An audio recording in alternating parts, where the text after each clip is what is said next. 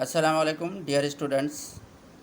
अॼु असां English language में फ़नेटिक्स जे बारे में पढ़ंदासीं। इंग्लिश लैंग्वेज में असां ऑर्डिनरी अल्फ़ाबेट मां चङी रीति वाक़िफ़ आहियूं, जेका हूंदी आहे ABCDEFGHIJK LMNOPQRSTUVWXYZ। ऑर्डिनरी अल्फ़ाबेट खां अलावा इंग्लिश लैंग्वेज में फ़नेटिक अल्फ़ाबेट भी इंतहाई अहम है। जी हाँ, बिल्कुलु फ़नेटिक अल्फ़ाबेट भी हूंदी आहे। यादि रखे छॾियो त फ़नेटिक अल्फ़ाबेट्स खे फ़नेटिक साउंड्स या सिलेबल्स बि चइबो आहे। ॾिसो, ही जेके कुझु निशानियूं लिखियल आहिनि, इन्ही खे फ़नेटिक अल्फ़ाबेट चइबो आहे।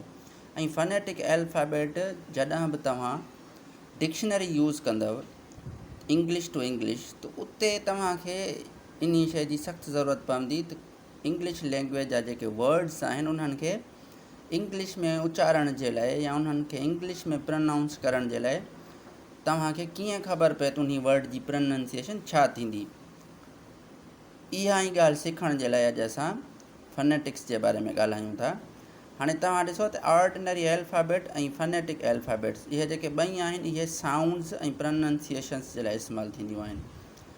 ऑर्डिनरी अल्फ़ाबेट में भी वाउल हूंदा आहिनि, कॉन्सोनेंट्स हूंदा आहिनि, ऐं फ़नेटिक अल्फ़ाबेट में वाउल्स बि हूंदा आहिनि, कॉन्सोनेंट्स बि हूंदा आहिनि ऐं डिप्थोंग्स बि हूंदा आहिनि, जंहिंखे डिप्थोंग्स बि चइबो आहे। ऐं जंहिंजी सिंधी में मीनिंग आहे ॿिटा सुर। हाणे तव्हांखे यादि हूंदो त जॾहिं असां स्कूल पढ़ंदा हुआसीं त असांखे टीचर्स जॾहिं इंग्लिश लैंग्वेज जो को बि टेक्स्ट वग़ैरह पढ़ाईंदा हुआ, ऐं जॾहिं उहो टेक्स्ट पढ़ाइण खां पोइ असांखे ॾुखियनि लफ़्ज़नि जी, हालांकि जेके नवां वर्ड्स हूंदा हुआ उन्हनि जी मीनिंग लिखाईंदा हुआ, त पहिरियों असां वर्ड लिखंदा हुआसीं, पोइ उन जो उच्चार लिखंदा हुआसीं यानी प्रनाउंसिएशन लिखंदा हुआसीं, ऐं बाद में उन जी मीनिंग लिखंदा हुआसीं। त असां छा कंदा हुआसीं, हिकिड़ो वर्ड लिखंदा हुआसीं इंग्लिश लैंग्वेज में, मिसाल जी ॻाल्हि असां सी लिखियोसीं SEE, त पोइ सीन ये ज़ेरा सी लिखी करे पोइ हुनजी माना लिखंदा हुआसीं ॾिसणु। इहो जेको असां सीन ये ज़ेरा सी लिखंदा हुआसीं प्रनाउंसिएशन, इहा असुल में असां सिंधी में लिखंदा हुआसीं। पर फ़नेटिक मां मुराद आहे त उहो जेको सी आहे, सीन ये ज़ेरा सी, उहा इंग्लिश लैंग्वेज में तव्हां कीअं लिखो, त इन खे सम्झण जे लाइ अॼु असां इहो ॾिसंदासीं। त हाणे इंग्लिश लैंग्वेज में जेके फ़नेटिक अल्फ़ाबेट्स हूंदा आहिनि, उन में जेके कॉन्सोनेंट्स हूंदा आहिनि उहे कुझु हिन रीति हूंदा आहिनि। हिते ॾिसो, ही फ़नेटिक सिंबल आहे, फ़नेटिक अल्फ़ाबेट आहे, इहा आहे प। इहा प जे लाइ इस्तेमालु थींदी आहे पेन में। हाणे ॾिसो, पेन में ही जेका आहे प्रनाउंसिएशन इंग्लिश में लिखियलु आहे पेन, ऐं ही प्रनाउंसिएशन सिंधी में लिखियलु आहे, जंहिंजी माना बि पेन ई थींदी। हाणे जीअं ॾिसो, ही जेका फ़नेटिक सिंबल आहे, ही अल्फ़ाबेट जेको ऑर्डिनरी अल्फ़ाबेट जो के न आहे, बल्कि हे फ़नेटिक अल्फ़ाबेट जो हिकिड़ो साउंड आहे, जंहिंखे असां क साउंड चवंदा आहियूं। हाणे जीअं ॾिसो CAT। हाणे ॾिसो, कैट जी इंग्लिश लैंग्वेज में प्रनाउंसिएशन कीअं लिखिबी, यानी ही जेका साउंड आहे क, इहो हाणे क, ऐं ही जेका A ऐं E मिलाए करे था लिखूं, इहो बि हिकिड़ो सिंबल आहे, फ़नेटिक सिंबल आहे या फ़नेटिक अल्फ़ाबेट आहे। हाणे ही जेका आहे कैट, हाणे ही सिंधी में लिखियलु आहे कैट, ऐं ही इंग्लिश में प्रनाउंसिएशन लिखियलु आहे। ईअं ई वरी ॾिसो, जीअं ही आहे च जे लाइ ही फ़नेटिक इस्तेमालु थींदी आहे। जीअं ॾिसो चैन, हाणे चैन में ॾिसो त असां चैन में कीअं इस्तेमालु थींदो फ़नेटिक्स, ही जेका आहे निशानी चैन में, हे निशानी हिते लॻंदी चैन। वरी ॾिसो ही जेका फ़नेटिक आहे, इहा थ जे लाइ इस्तेमालु थींदी आहे। जीअं थिन आहे थिन, हाणे ही फ़नेटिक लिखियलु, ही ॾिसो प्रनाउंसिएशन इंग्लिश में लिखियलु आहे थिन। वरी ही जेका निशानी आहे, इहा दाल जे लाइ इस्तेमालु थींदी आहे। जीअं ॾिसो दिस में ॾिसो, ही इंग्लिश में प्रनाउंसिएशन लिखियलु आहे दिस।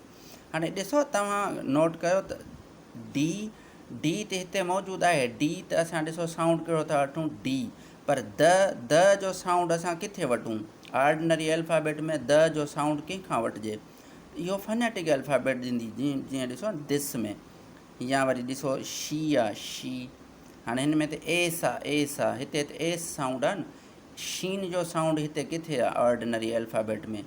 वरी इन जे लाइ ॾिसो ही फ़नेटिक इस्तेमालु थींदी आहे। जीअं ॾिसो शी ऐं जैम, हाणे जैम में वरी ही फ़नेटिक इस्तेमालु थींदी आहे। यानी काफ़ी सारा कॉन्सोनेंट्स आहिनि फनेटिक अल्फ़ाबेट्स में जेके तव्हां डिक्शनरी में वधीक तफ़सील सां ॾिसी सघो था। हिते सिर्फ़ु असां तव्हांखे उन जो इंट्रोडक्शन ॿुधायो आहे। उन खां पोइ वाउल्स कीअं हूंदा आहिनि ऐं डिप्थोंग्स कीअं हूंदा आहिनि। वाउल्स ईअं हूंदा आहिनि जीअं ॾिसो ही जेका निशानी आहे इहा अलफ़ ज़ेरे ए जे लाइ इस्तेमालु थींदी आहे। हाणे सिट SIT सिट ही इन जी प्रोनाउंसिएशन इंग्लिश में लिखियलु आहे, माना एस जे बारे में एस जे पारां एस ऐं अलफ़ ज़ेरे ए जे पारां ही निशानी लॻंदी जेका आहे थी लॻे तव्हांखे सिट। इहो वाउल साउंड सॾिबो, यानी वाउल अल्फ़ाबेट सॾिबो जेको फनेटिक में वाउल साउंड आहे।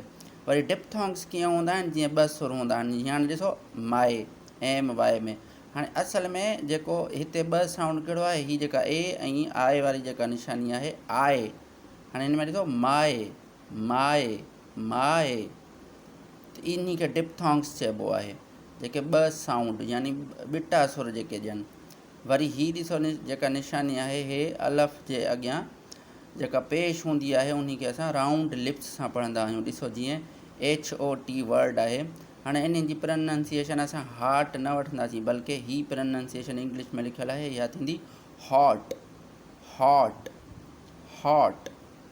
वरी ही ॾिसो हाओ हाओ, हिन में जेका A ऐं U वारी जेका हे निशानी लॻल आहे फनेटिक्स जी, फनेटिक अल्फ़ाबेट जी, इन जी बि ॾिसो डिप्थोंग्स आहे आओ वारी हाओ हाओ, माना ॿ सुर था निकिरनि।